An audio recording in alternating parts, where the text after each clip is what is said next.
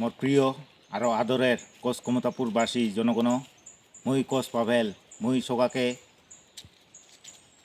দণ্ডবত, সালাম, good morning, namaste জানে। আজি এটাই কবা খুঁজং যে কয়দিন আগতে প্রাক্তন আক্রাসুর জেনারেল সেক্রেটারি আর বর্তমানের কেএসির চিফ গোকুল বর্মন কিছুদিন আগতে নাচযোগী ছাত্র সন্থার একটা উদ্যোগত একটা অনুষ্ঠানত ও যি মন্তব্য দিছিল ওইটা কমতাপুর লিবারেশন অর্গানাইজেশন কেএলর দৃষ্টিগোচর হয়েছে।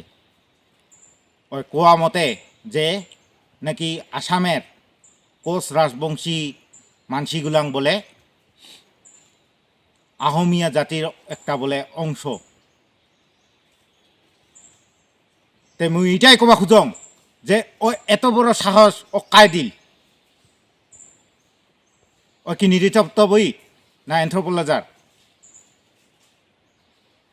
ও যে একটা গণ্ড মূর্খ এতে প্রমাণ হয়তো ওর তো কোনো জ্ঞানে নাই।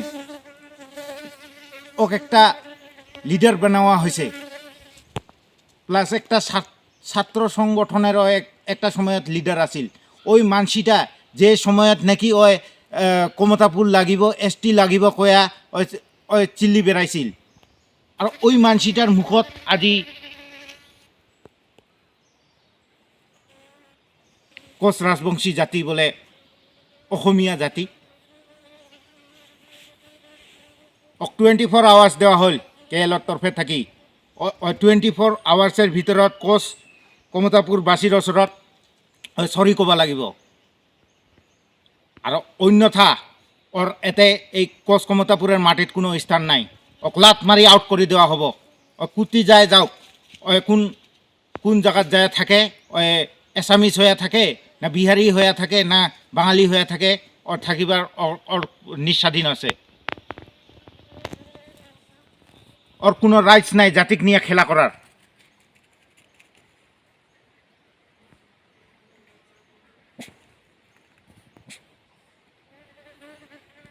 এত বড় কথা কয়া ফেলায়। গতিকে কোচ কমতাপুরবাসী জনগণ, মুই এটাই কবার চাং যে এমন পাষণ্ড গুলাঙক, এমন পোষা আলু গুলাঙক অতি শীঘ্রে চিনাক্ত